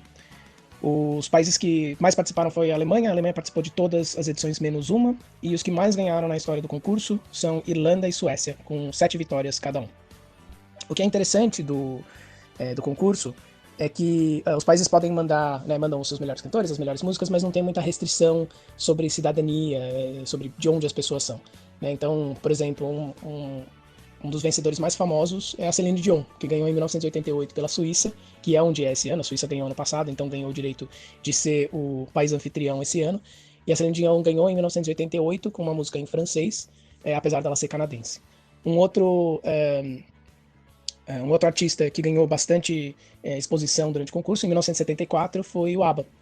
O ABBA ganhou o concurso com Waterloo, e daí, enfim, logo depois explodiram. Curiosamente, o Reino Unido não deu nenhum ponto pro ABBA naquele ano. O Reino Unido tinha uma participação com a Olivia Newton-John, e acho que eles não ficaram muito felizes com a vitória do ABBA. O Brasil já participou, entre muitas aspas, né, do concurso. A primeira brasileira foi a Miriam Christine a participar por Malta. Em 2018, a Letônia mandou uma cantora chamada Laura Risotto, que é carioca, salvo engano, mas a família dela tem a ascendência da Letônia, com uma música chamada Funny Girl, mas não passou da semifinal. É muito interessante porque o episódio ele mistura, né, bastante do lore de Doctor Who com as histórias de Eurovision. As mais claras, né, para quem assistiu o episódio, são a presença do Rylan. O Rylan é um cantor também aqui do Reino Unido, mas ele é envolvido com o Eurovision, ele ama Eurovision, enfim.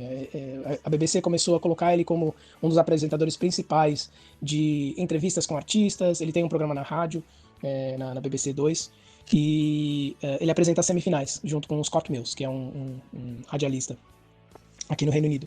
E o holograma que aparece é o Graham Norton. O Graham Norton, ele é o apresentador oficial da final do Eurovision desde 2009, e ele é conhecido por fazer piadinha, por tirar sarro dos artistas, mas com aquele humor britânico bem, bem seco. E os dois, enfim, são bem reconhecidos dentro da comunidade que gosta de Eurovision, justamente por essas participações. Quando eles vão para o museu, é interessante porque tem uma cena que aparece na televisão, que é uma das vencedoras, né, que é a vencedora, a cantora Dana International, que ganhou em 1998 por Israel, com uma música chamada Diva. E é interessante porque a Dana International foi a primeira vencedora mulher trans do concurso, então talvez tenha sido aí uma referência a Juno Dawson, que também é uma mulher trans, que escreveu o episódio. Algumas outras referências que são um pouco mais indiretas, né? Então eles mencionam Pop Honey. Me parece, obviamente, para quem assistiu o episódio, talvez tenha associado imediatamente com a situação do Oriente Médio, né, a questão da guerra de Israel e Palestina, e Israel é conhecido como a terra do leite e mel, né, Milk and Honey, e falam do Pop Honey da corporação durante o episódio. Milk and Honey é também o nome de uma banda de Israel que participou e ganhou o Eurovision em 1979 com uma música chamada Aleluia. Então talvez seja aí uma referência a isso. Quanto à Corporation, algumas pessoas notaram que pode ser uma alegoria do atual patrocinador do Eurovision, né, que é o Moroccan Oil, desde 2019. Moroccan Oil é, na verdade, uma empresa israelense que tem filiais em Israel, mas o escritório central é em Nova York. E faz produtos para cabelo, com óleo de argan, essas coisas assim, e patrocina o Eurovision desde 2019. 2019 foi o último ano que o concurso foi em Israel, porque Israel ganhou em 2018 com a música Toy. Então, desde então, eles são os patrocinadores principais, e obviamente com a situação da guerra tem muita gente que critica a participação de Israel. Ano passado teve uma série de protestos, artistas que não queriam participar, enfim. É uma situação um pouco complicada e, obviamente, né, tem os dois lados, as pessoas que defendem que continuem no concurso, porque é um concurso sobre a União, justamente contra a guerra, mas, por outro lado, a Rússia foi expulsa do concurso, entre outras coisas, por conta da invasão da Ucrânia, né? Foi uma tecnicalidade que eles saíram da EBU, que é o órgão que organiza o concurso, mas, de fato, houve uma pressão por conta da guerra. Então parece que o episódio existe nesse contexto espinhoso, né, aí da guerra. Quando a gente olha a mistura de Doctor Who com o Eurovision, não é a primeira vez que esses dois mundos se encontram, né? Eu tô olhando aqui um artigo do Aussie Vision, que é um fã-clube de Eurovision da Austrália, e eles listam algumas vezes que Eurovision e o Doctor Who se encontraram. Uma delas foi em 2023, a Catherine Tate foi a pessoa responsável por dar os pontos do Reino Unido. O que acontece é, ao final do concurso, quando todos os países votaram, né, e as pessoas podem votar por telefone, por SMS, mas tem um voto também técnico de um júri, os votos individuais dos países são lidos por personalidades, por apresentadores, artistas, às vezes participantes do Eurovision do país, né? Então eles fazem uma ligação de vídeo, um telelink, para que os artistas possam ler e possam dar os votos. Em 2023, foi interessante porque o concurso foi no Reino Unido, né? Quem ganhou no ano anterior foi a Ucrânia, mas por conta da guerra, o Reino Unido se ofereceu para apresentar, para fazer o concurso no lugar da Ucrânia. O concurso foi todo sobre a Ucrânia, foi todo com homenagens ao país, com apresentadoras ucranianas e tudo mais, mas foi em Liverpool. E quem leu os pontos do Reino Unido naquele ano foi a Catherine Tate, nossa Dona Noble. E ela leu ao vivo, né, do estádio onde estava sendo. Ela, inclusive, fez uma referência ao 10º Doutor, falando Alonzi. Né, então foi bem interessante. Uma outra aparição, uma outra, enfim, encontro dos dois mundos, é que a atriz Sharon D. Clarke, né, que fez o papel da Grace O'Brien em Doctor Who, que era a esposa do Graham e a avó do Ryan Sinclair, que são companions da 13ª Doutora, da Jodie, ela participou do Eurovision em 2000. Né? No ano 2000, ela era parte de um girl group chamado Six Chicks, e ela participou da seleção nacional do Reino Unido. Não chegou a ser escolhida para participar do concurso em si, mas cada país tem um processo de seleção e ela participou do processo de seleção. E então tem essa conexão aí também. Um outro momento em que os dois se encontram, né, o Matt Smith, o nosso 11º Doutor, fez uma aparição no Comic Relief de 2013. O Comic Relief é um programa de caridade parecido aí com o Teleton, Criança Esperança, né, para juntar fundos para caridade. Ele faz uma piada com Jedward, que são um dueto, né, um duo de irmãos que participaram pela Irlanda, e eles são meio que não necessariamente uma piada, mas se vocês assistirem, depois digitem Jedward no YouTube, eles têm um cabelo cheio de gel, super alto, a música é super cheia de energia, é bem engraçada. Enfim, daí a piada é que o Matt Smith aparece numa maternidade e ela fala pra mãe de gêmeos, né, que ela deve chamar os filhos de Jonathan e Edward, né, Jedward vem daí. Ele fala que os dois têm que ficar separados, porque senão eles vão criar a monstruosidade chamada Jedward. Né, então é essa aí a piada. Uma outra aparição, um outro momento interessante em que os dois fandoms se encontram é que a representante do Eurovision, do Reino Unido, no Eurovision em 2017, a Lucy Jones, com a música Never Give Up On You, aparece como uma personagem chamada Gemma num episódio da Sarah Jane Adventures, um episódio chamado Lost in Time. Tem um áudio da Big Finish, né, para quem gosta desse universo expandido de Doctor Who. Tem um áudio que faz uma referência à música chamada Boom Bang Bang, que inclusive foi uma música que ganhou em 1969 o Eurovision pelo Reino Unido. Em 1969 foi o único ano que teve empate entre 4 vencedores. E daí, obviamente, eles mudaram as regras para que isso não acontecesse de novo. Quando eles fizeram o áudio, né, referenciando a isso, eles chamam de Bang Bang Boom. Né? Então, claramente uma referência a essa música. Tem também um momento interessante dos dois fandoms se encontrando, que é em 1985, tinha o risco, né, de Doctor Who ser cancelado. Né? Foi aquele período em que estava em avaliação, antes, infelizmente, do hiato que a gente teve entre o Old Who e o Doctor Who de 2005. E eles fizeram um single para tentar chamar a atenção, né, pro show, para poder salvar, enfim, fazer a campanha para salvar o Doctor Who. E criaram um single, uma música chamada Doctor in Distress. E uma das pessoas que participam dessa música é o Bobby G, que foi ganhador do Eurovision pelo Reino Unido em 1981 com a banda Bucks Fizz. Sim, tem também o fato de que o John Barrowman, né, o capitão Jack Harkness, quase participou do Eurovision, mas acabaram não selecionando, mas ele era bastante fã. E a 13ª doutora, né, a Jodie, ela faz uma referência ao Eurovision num livro que inclusive foi escrito pela Juno Dawson, que é a mesma escritora do episódio de hoje, que ela fala que ela quer encontrar a TARDIS e chegar em Viena a tempo de assistir o Eurovision em 1967. Né? Então é interessante que tem aí claramente muitos fãs de Doctor Who que escrevem muitos fãs de Eurovision que escrevem para Doctor Who, que participam de Doctor Who, é parte aí da cultura, né, do Reino Unido.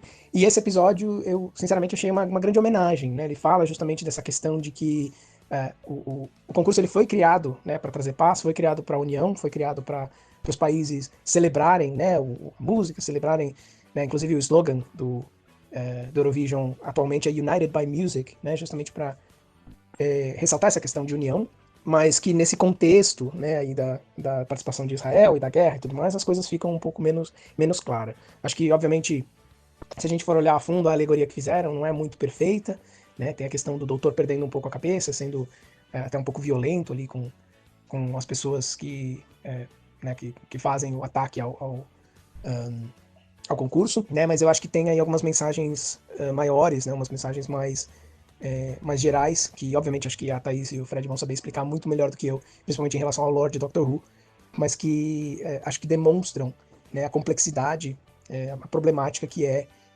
ter um concurso e escolher um país, ou permitir que um país participe, mas participe, enfim, com uma mensagem, né, que não é de união, enfim, é uma questão bem mais complexa.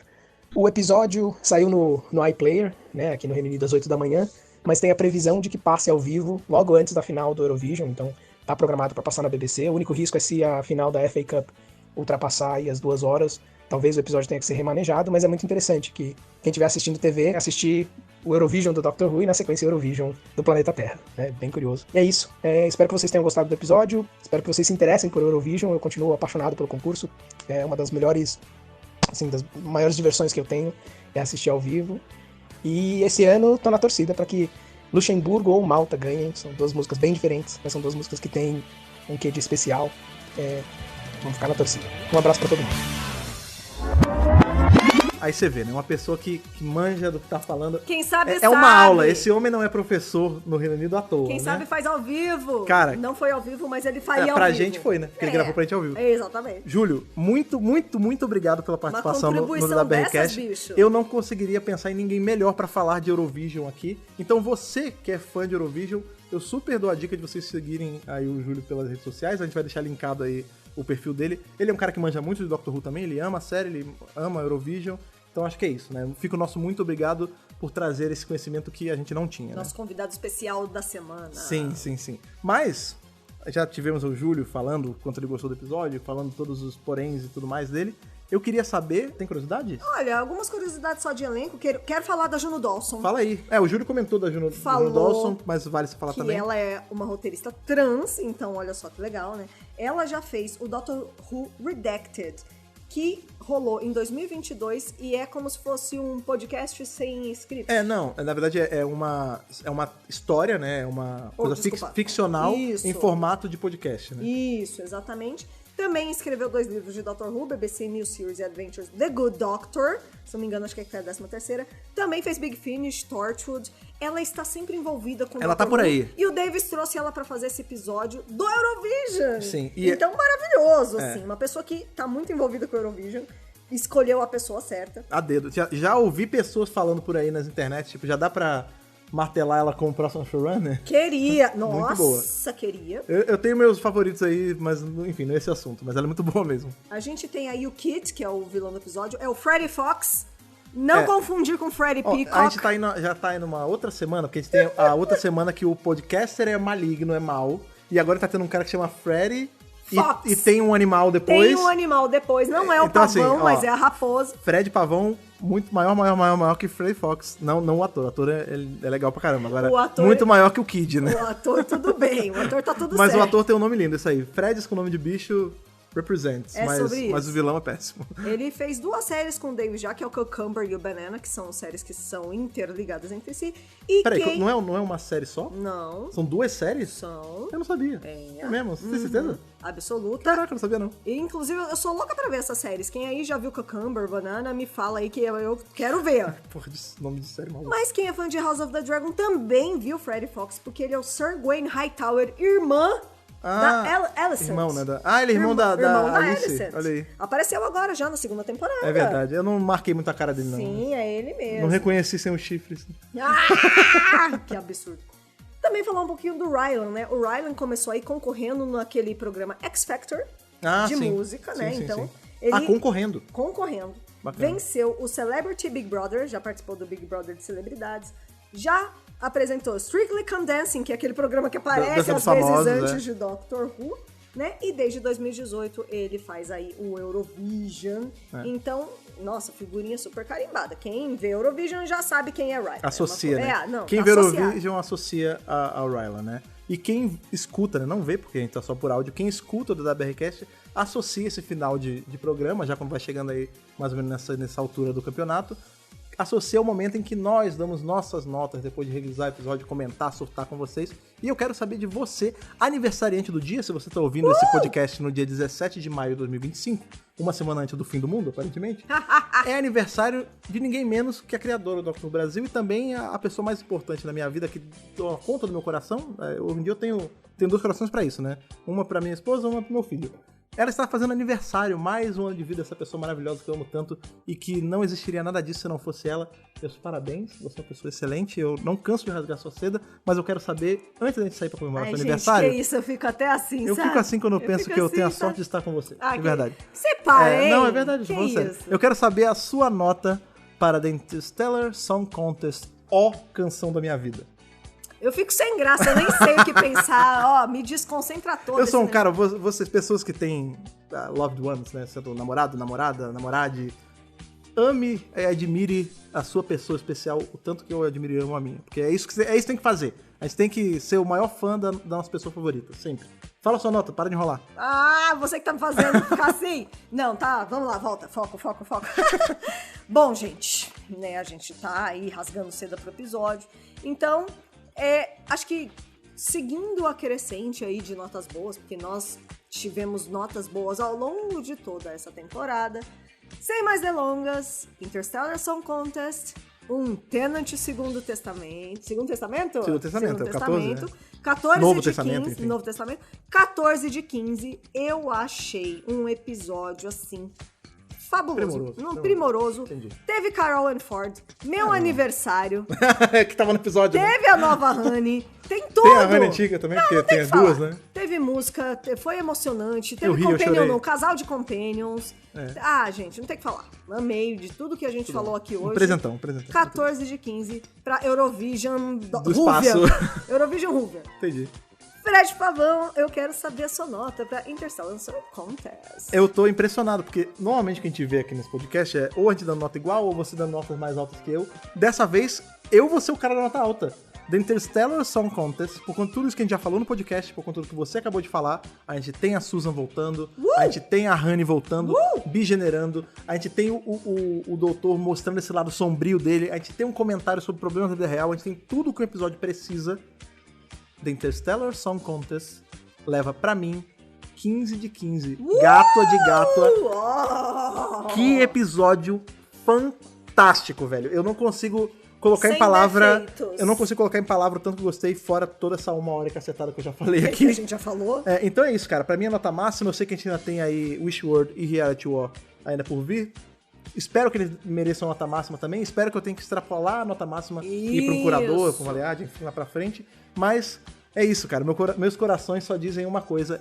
É gato. Cada um bate na frequência da voz do chute aqui. É sobre isso. E é isso, cara. Pra mim foi um episódio sem defeito nenhum, velho. Depois pode vir, quem quiser reclamar, quiser apontar defeito, pode apontar. Pra mim, eu achei, na minha humilde opinião aí, de criador de conteúdo de Doctor Who, que tô fazendo isso aí há décadas já. Irmão, é 15 de 15 sim. Quero saber, com certeza absoluta, meus amigos ouvintes aí, a nota de vocês. Pra isso, vocês já sabem como vocês fazem. Vocês têm que alcançar a gente nas frequências aí das redes sociais, procurando sempre por qual usuário o aniversariante do dia. Doctor Who Brasil. Só procurar por Dr. Who Brasil, sendo no Twitter falecido, que agora é X, sendo no Blue Sky, sendo no Threads, Instagram, enfim, aonde você quiser, Dr. Who Brasil, você vai achar a gente, vai trocar ideia com a gente. Eu gosto de conversar também, e pode até ir nos nossos perfis pessoais também, @Fred Pavão, Fred com 2D e Y, Pavão igual o bicho mesmo, e ThaísAux com H, THAISAUX. Troca uma ideia com a gente, falar de Doctor Who e de outras que a gente gosta é sempre muito bom. Esse episódio me deixou muito, muito empolgado, mas não tão empolgado quanto o fato de que semana que vem vamos presenciar o fim do mundo. Gente, tá acontecendo, vai vir, tá Pois é, vindo. vamos presenciar o fim do mundo semana que vem, revisando Wishworld. Queremos muito ouvir a opinião de vocês até lá. Lembrem sempre de deixar um comentário tanto nas redes sociais quanto aí no Spotify, se você está ouvindo por lá, porque tem a cantinha de comentários. Vocês estão usando muito bem. Quero saber a nota de vocês, quero saber a opinião de vocês, Estamos tudo. adorando os comentários. Deixa nas redes sociais, deixa no Spotify, enfim, deixa onde você achar mais confortável. Foi excelente revisar esse episódio excelente com todos vocês. Até o nosso próximo encontro, até o fim do mundo. Aquele abraço e falou! Falou, tchau, tchau.